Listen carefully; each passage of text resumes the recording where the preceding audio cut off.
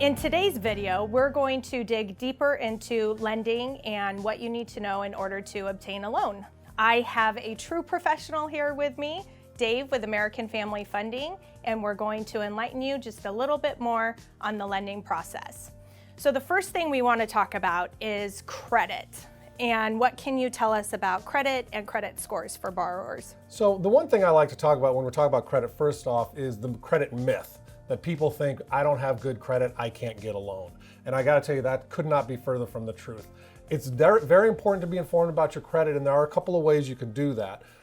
People use Credit Karma, people will use the credit cards, they give their scores as well. But just realize those scores sometimes can be a little inflated. So what I like to do, there is a website called annualcreditreport.com. It shows you what's on your credit, and it's really good to go on there 3 times a year because you can get a free report from each of the bureaus once a year. So like I set it up and I get one Experian, and then the next 4 months I get TransUnion, and the next 4 months I get the other one. Equifax? Yes. Equifax, but that way I'm protected all year. You know, but it's very important to know what's on your credit. And realize the credit scores really have to do with the interest rate, how much you're going to pay, not so much qualification, right? So it's really important to know that, don't get in that mindset of I can't get a loan if I have bad credit. Talk to a lender because a lot of times you probably can.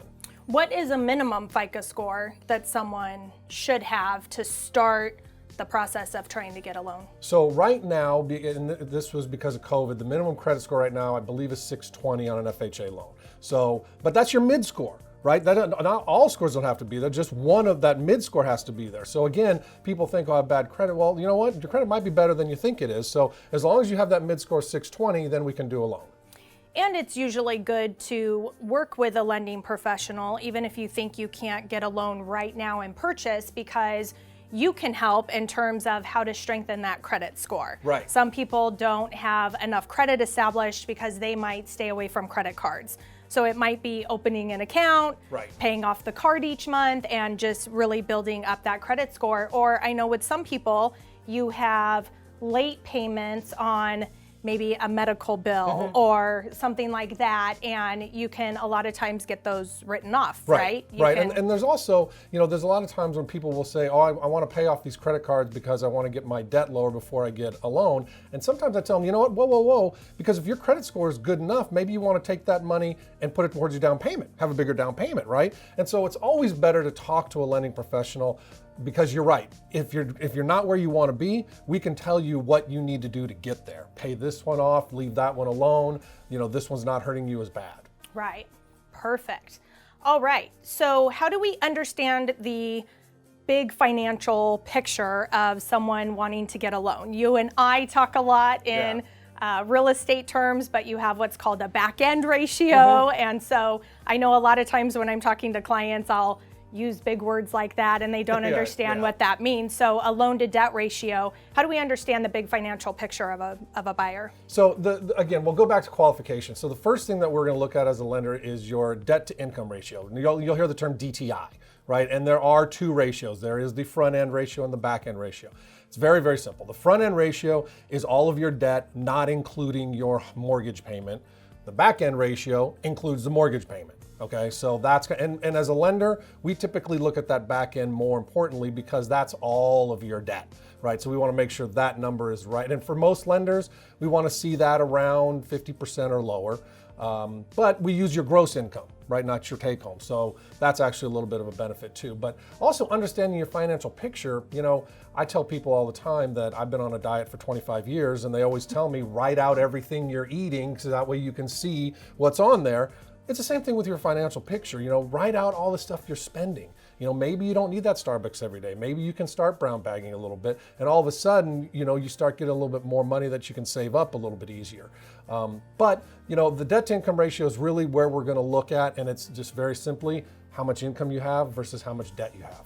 And it's a balance, right? That's if you want to qualify for more, you either need to lower that debt or raise up that income. And the most important thing, get a pre-approval done. Please, I tell people all the time, get a pre-approval done because it doesn't cost them anything. Right. And it doesn't cost me anything, right? So that part of it, it's free for everybody. Get it done. And if you're not where you want to be, we can put you on that right path. And you can work on a pre-approval without running the credit, right? I know every time credit is ran, it'll take a hit, but a lot of times lenders will see, obviously, someone ran their credit multiple times shopping for a loan. So is that possible? So it is possible. I mean, I don't really, to be honest with you, I don't like doing that because I can't give an official pre-approval unless I run your credit. But if you want to get a basic idea and you can tell me, I'm paying this much for my car, I'm paying this much for my credit cards, you know, I'm paying this much for my student loan, you know, I can kind of start figuring that out a little bit. And so, yeah, we can do it, but then also when it comes to the hit on the credit, there's a couple things you should know there that, again, remember, credit scores only have to do with your interest rate, not your qualification, right? And so you don't get hit that much, but interest rates are done in what I call buckets. 681 to 700, 701 to 720. So if you're at 719 and we run your credit and you go down to 712, you're getting the same interest rate, right? Because you're staying within that bucket. And then another thing, if you're talking to me and another lender, if they all run your credit within 30 days, it only counts as one hit. Because the bureaus are looking at that, they're going, okay, this person is obviously shopping for a mortgage, right? So we're not going to hit them every time. It's the same thing if you go to a car and you're looking, and Ford runs your credit and Chrysler runs your credit, it's only one hit on there. Because they know, okay, this person is shopping. All right, perfect. Yeah, and that's also good to know because sometimes you'll see that buyers have different interest rates. So what is the fluctuation of the interest rates? And I know a lot of times online, they'll guarantee a certain interest rate, but no one sees the little disclaimers that says, absolutely. Once your credit is ran, that interest rate changes. So it's always good to talk to someone and know that your rate is dependent on where your credit score is. And when I talk to people, when I talk to people about rates, I'm not going to do that really fast talking afterwards either. I give you the actual rate, but then one of the reasons rates change every day, you know. So they're not moving around very much right now, though. I will tell you, they've been kind of flat for a long time. And they change with markets. So interest rates are always going to go up, they're going to go down. Real estate is in cycles. I always like to call it seasons, like we have in seasons, but they're just longer seasons, 5 to 7 years. And it is important to look at your budget when you're wanting to purchase a home. I know even for my husband and myself, on a personal note, we figured out if we didn't eat sushi every Sunday afternoon, we could afford the higher mortgage payment. It's amazing how quickly it adds up. It is when you really start to look at what you're putting on credit cards or what you're doing. Like you said, the Starbucks, it's amazing where you can find some extra money. Yes. Okay, so another is a lot of people ask about paying points on a loan. How do you know if a lender is charging points on a loan? Are there hidden fees that buyers need to look for? Right.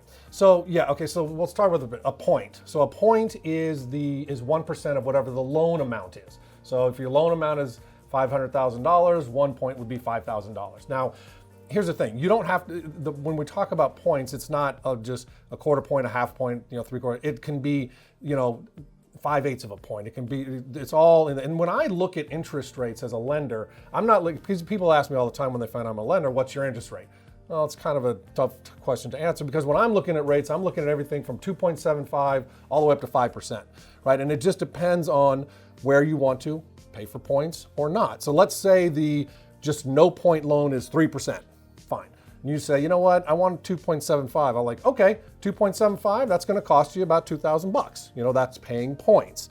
You're saying, well, you know what, I need some help with closing costs. I don't mind paying maybe, 3.5. I'll say, okay, well, 3.5, there's a lender credit that we're going to give you $3,500. And so when we're looking at interest rates, that's kind of what we're looking at. Let's find that number that works for it. When I'm quoting rates, I always quote no points to begin with.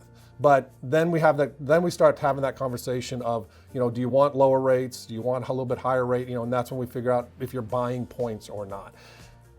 A lot of times where some lenders move those in there, right, is you're doing a loan for $500,000, your closing costs are, $5,000, I'm just throwing numbers around there. And then all of a sudden you look at your loan is now $510,000. And you're like, wait, well, where was that other $5,000? And they're like, well, there's no points or fees. It's like, yeah, but my loan just went up.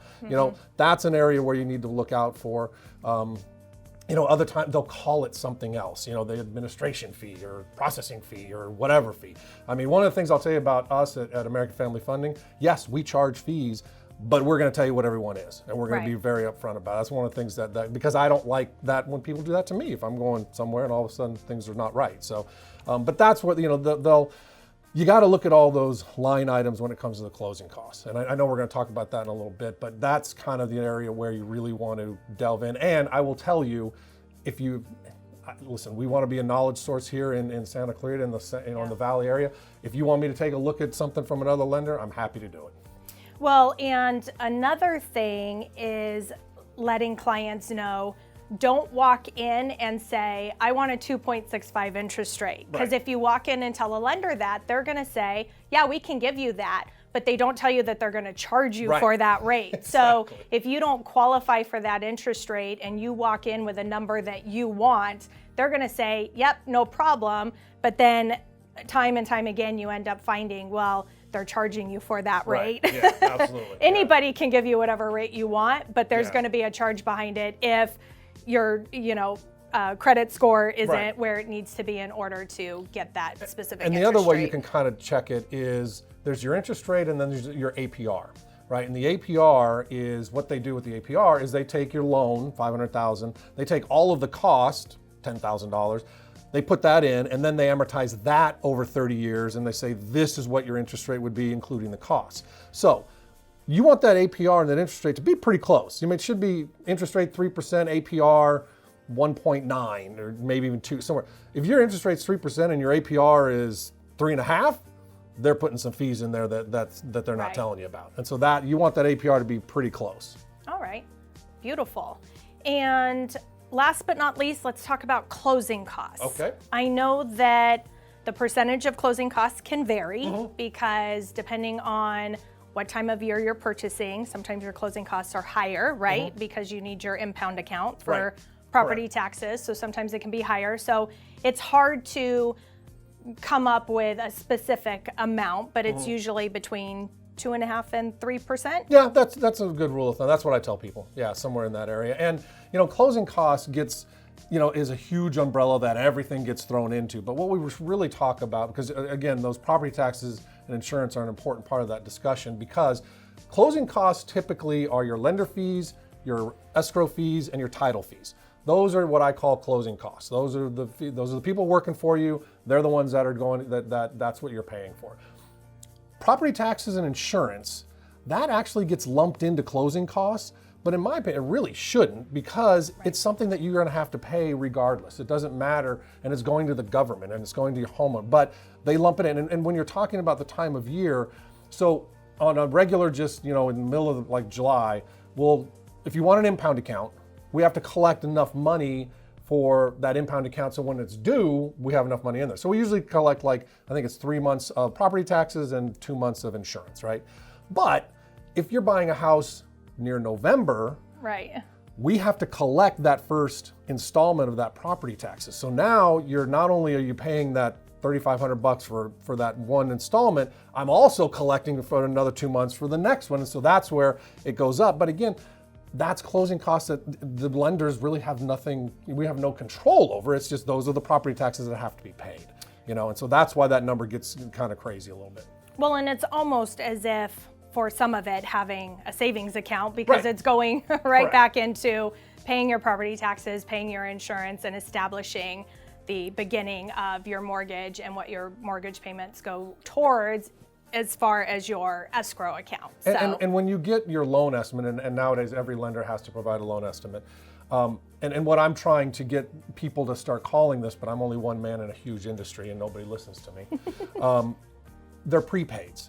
They should be called prepaids, because what you're prepaying that taxes, you're prepaying that insurance. So again, and you don't have to, sometimes you don't have to have an impound account. It's completely up to you. The numbers are the same, whether you're doing it through an impound account or whether you're doing it through, and we should explain, an impound account means you're paying those as part of your mortgage payment, right? So you got your mortgage payment, then you have your principal and interest, property taxes and insurance, that's when you're impounding.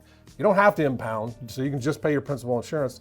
You can pay those property taxes and insurance on your own, but the number's the same, so it's just personal preference. Yeah, and it's part of your first mortgage payment. Correct. So if you Correct. close escrow in July, you don't have your first mortgage payment until September. So it's understanding that it's a lot of those costs as well already built in. So it's a cost in order to purchase a home, but it's almost money going back to you. Correct. In a sense of it's taking care of your property taxes and your first mortgage. So yeah, anytime you close a loan, that next month is because you're basically that first payment's in that loan, and so then you're right. You're always skipping a payment.